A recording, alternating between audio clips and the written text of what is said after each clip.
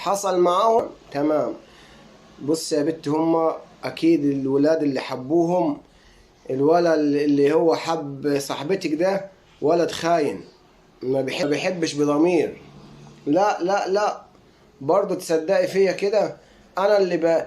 انا اللي بفكر فيكي ليل ونهار.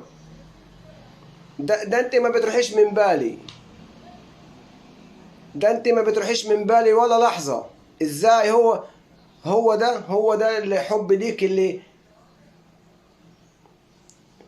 يا بنتي بيضحكوا عليكي، ما تصدقيهمش. انا بحبك وبموت فيك وانت عارفة، حتى لو امي وابويا وكل الناس عرضتني ان انا ما اتجوزكيش، هتحدى ابص هاخدك غصب عن اي حد. لا ابدا، انا بموت فيكي، انا بموت فيك. ومش انا، بصي انا مش متخيل ابدا ان انا اعيش مع حد غيرك. هم قالوا لك كده؟ اه، هم قالوا لك ان شافوني ان انا ماشي في الكليه مع واحده تاني غيرك؟ شافوني فين؟ عايزين يفشكلوا الحب اللي بيننا وبين بعض. هم قالوا لك كده؟ قالوا لك انت اول مره تحب ولسه ما جربتيش. امم قالوا لك ان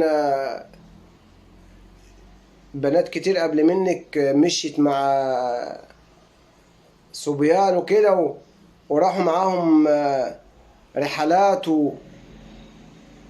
اه كانوا بيعزموهم على كريبات في الكلية وعصير وبيبسي وشيبسي وكده وآيس كريم، ويشحنوا لهم كارت التليفون، وفي الآخر سابوهم. لما جاي يتجوز قال لها ما ينفعش إن أنا أتجوزك. شوف الواد الخلبوس، شوف الواد الخلبوس ابن اللذينة، شوف الولد ابن الهرمة. بعد ما خد اللي عاوزه منها قال لها كده، قال لها ان انا مستحيل اتجوزك، اكيد زي ما انت كلمتيني كلمتي غيري. شوف الولد، شوف الولد ابن اللذينة. وهو اللي قاعد يرمح عليك. قاعد سنة يلغي فيكي.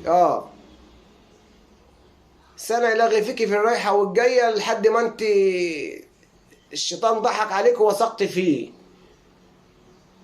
يا بنت دول كدابين. اللي بيحب حد بيخش من الباب. اللي بيحب حد بجد وعاوز يتجوزه بيخش من الباب ويروح لابوكي او امك او اي حد كبير ليكي وبيقول له ان انا عاوز اتقدم من الباب. ده لو بيحبك بجد. ما تسمعيش كلام حد، كلهم كدابين، كلهم كدابين وبيخدعوكم. ياما ناس كتير وقعت في اللي انت وقعت فيه ده. ما تثقيش في حد وكلموا كل اصحابك وقولي لهم الكلام ده. انما اي شاب يكلمك ويحاول ان هو يخدعك او بيقول لك ان انا بحبك، كذاب.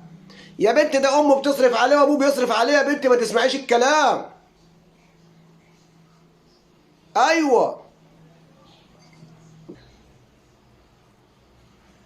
ما تتبعيش حد. واي حد من صحابك ممكن يعمل معاك الحرام ويسيبك ويقول لك ما اعرفكيش. يا بنت اسمعي الكلام، اقسم بالله كل يوم والتاني الناس بتشوف. يا بنت الاطفال اللي بتترمى قدام المنازل وقدام الشقق دي اطفال مين؟ مفيش واحد متجوز بحلال ربنا سبحانه وتعالى ومخلف ابن او بنت يرميها كده. ما هو رخيص عنده عشان هو انت جيتي له بالرخيص، فهو لازم بالرخيص بيروح بالرخيص. يعني انت عاوزه تقولي لي ان واحد متجوز حلال ربنا بيتمنى ان ربنا يعوض عليه، ممكن يصرف دم قلبه عشان خاطر يخلف حته ولد ولا حته بنت تملى عليه حياته، يقوم يرميها قدام مستشفى او يرمي ابنه قدام شقه حد او قدام منزل او قدام مدخل عماره؟ ما هو الكلام ده بيجي منين غير من الحاجات الوسخه اللي زي كده؟ ايوه حبك وحبتيه طبعا، معلش الكلام لازم يبقى واضح. حبك وحبتيه، خدعك، ارتكب الحرام، خدت لكم سنة بره، هتجين بره عن اهلك وهو بره عن اهله في اي نصيبة، وفي الاخر انت اللي هتشيل الليلة. هو ما بيبكيش على حاجة، هو الراجل ما بيهموش حاجة، حسبي الله ونعم الوكيل. بس خليك عارف يا ابني ان بيترد في اقرب مليك، كما تدين تدان. ودي رسالة لكل البنات ورسالة لكل الشباب، كما تدين تدان. اتقوا الله بنات الناس، والسلام عليكم ورحمة الله.